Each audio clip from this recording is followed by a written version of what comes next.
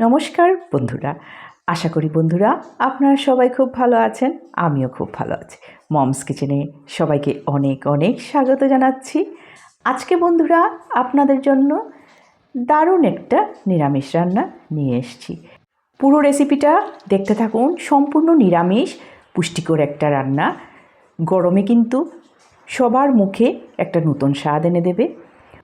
পেঁয়াজ রসুন ছাড়া সম্পূর্ণ নিরামিষ এই রান্নাটা আশা করি আপনাদের সবার ভালো লাগবে। সবার প্রথমে সবাইকে অনেক অনেক ধন্যবাদ জানাচ্ছি প্রতিদিনের মতো আমার পাশে থাকার জন্য, প্রতিদিন আমাকে সাপোর্ট করে যাওয়ার জন্য। স্কিপ না করে পুরো ভিডিওটা দেখতে থাকুন, আশা করি আপনাদের ভালো লাগবে। আর প্রতিদিনের মতো সবার জন্য ছোট্ট ছোট্ট টিপস অ্যান্ড ট্রিক্স অবশ্যই আছে। দেখতে দেখতে রেসিপিটা যদি ভালো লাগে তাহলে একটা লাইক, কমেন্ট আর শেয়ার করে দেওয়ার অনুরোধ রইল। আর নতুন ভিউয়ার্সদের কাছে একান্ত অনুরোধ রইল চ্যানেলটাকে সাবস্ক্রাইব করে দেওয়ার জন্য। চলুন এবার রেসিপিটা শুরু করি। আপনারা দেখতেই পাচ্ছেন ফ্রেশ পেঁপে নিয়েছি আর এক বাটি চানার ডাল নিয়েছি। পেঁপেটা আপনারা দেখতেই পাচ্ছেন কাঁচা পেঁপে, কিন্তু একদম পুষ্ট পেঁপে। এখানে একটা কথা বলে রাখি, ডালটা কিন্তু অবশ্যই রান্না করার 2-3 ঘন্টা আগে ভিজিয়ে রাখলে ভালো। ডালটা ভিজলে পর তারপর তো আমরা এটাকে বেটে নেব, তার জন্য ডালটাকে আগের থেকে আমি ভিজিয়ে রেখে দিয়েছিলাম। আর পেঁপেটাকে খোসা ছাড়িয়ে খুব ভালো করে পরিষ্কার করে নিয়েছি, 3-4 বার ধুয়ে পরিষ্কার করে রেখে দিয়েছি।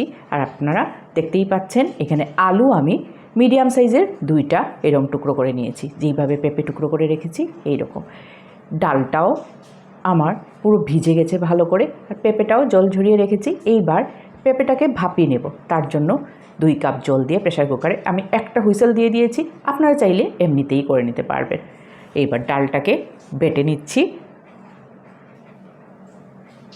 ডালটা বাটা হয়ে গেছে, একটা বাটিতে ট্রান্সফার করে দিলাম।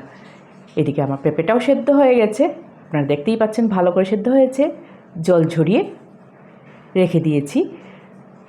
কড়াইতে তেল গরম বসিয়ে আমি ডাল বাটার মধ্যে হলুদ গুঁড়ো, লবণ, একটু কালো জিরা আর ভাজা মশলা অল্প দিয়ে খুব ভালো করে মেখে নিয়েছি। এইবার আমি ডালের বড়িগুলা করে নেব। একে একে এইভাবে দিয়ে দিচ্ছি।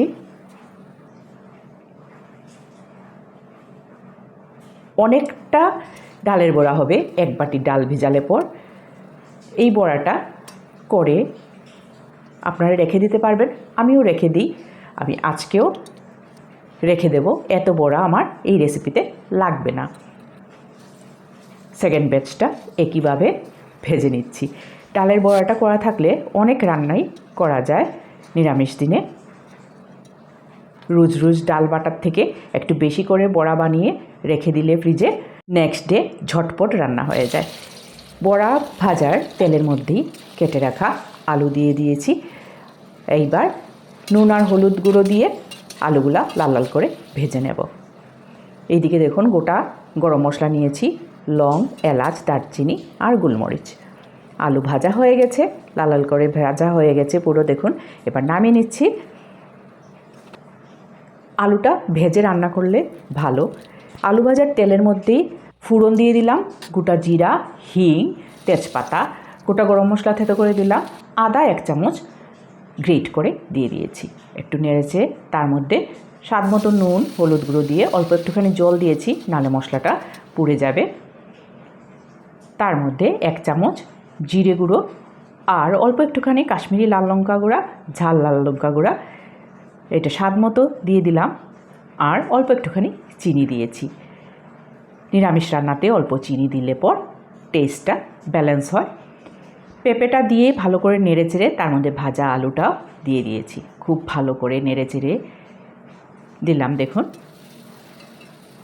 যেহেতু পেঁপে সেদ্ধ করা, আলু ভাজা, তার জন্য কিন্তু খুব বেশি ঝামেলা করতে লাগবে না, একদম কম সময়ে রান্নাটা হয়ে যাবে। সাথে পরিমাণ মতো জল দিয়ে দিয়েছি। এইবার ভাজা মশলা উপর থেকে একটু দিয়ে দিলাম আর একটা কাঁচা লঙ্কা ভেঙে দিয়ে দিয়েছি। এইবার ফুটে ওঠার পর বড়িগুলা দিয়ে দিচ্ছি। যতটুকু প্রয়োজন ততটুকুই দিলাম বন্ধুরা, সব বড়ি এখানে লাগবে না। আর 1 চামচ ঘি দিয়ে নেড়েচেড়ে নামিয়ে নেব। কত সহজে হয়ে গেছে না বন্ধুরা এই রান্নাটা। আশা করি আপনাদের ভালো লাগবে। একবার অবশ্যই করে দেখবেন আমার মতো খুব সাধারণভাবে। গ্যাসের ফ্লেমটাও অফ করে দিলাম। খুব বেশি মশলা না, কিন্তু খেতে দুর্দান্ত। গরম গরম ভাতের সাথে গন্ধরাজ লেবু আর পেঁপের ডালনাটা দিয়ে সার্ভ করে দিচ্ছি। সবাই খুব খুব ভালো থাকবেন, সুস্থ থাকবেন। আজকের ভিডিওটা বন্ধুরা এই পর্যন্তই। গরমে এইরকম দুর্দান্ত রান্না কার না খেতে ভালো লাগে বন্ধুরা, একবার অবশ্যই ট্রাই করে দেখবেন। আশা করি আপনাদের সবার খুব খুব ভালো লাগবে। আজকের ভিডিওটা এই পর্যন্তই বন্ধুরা। আরেকটা খুব ভালো রান্না নিয়ে খুব তাড়াতাড়ি আপনাদের সাথে অবশ্যই দেখা হবে। আর যদি ভালো লেগে থাকে তাহলে একটা লাইক কমেন্ট করে অবশ্যই উৎসাহিত করার অনুরোধ রইল।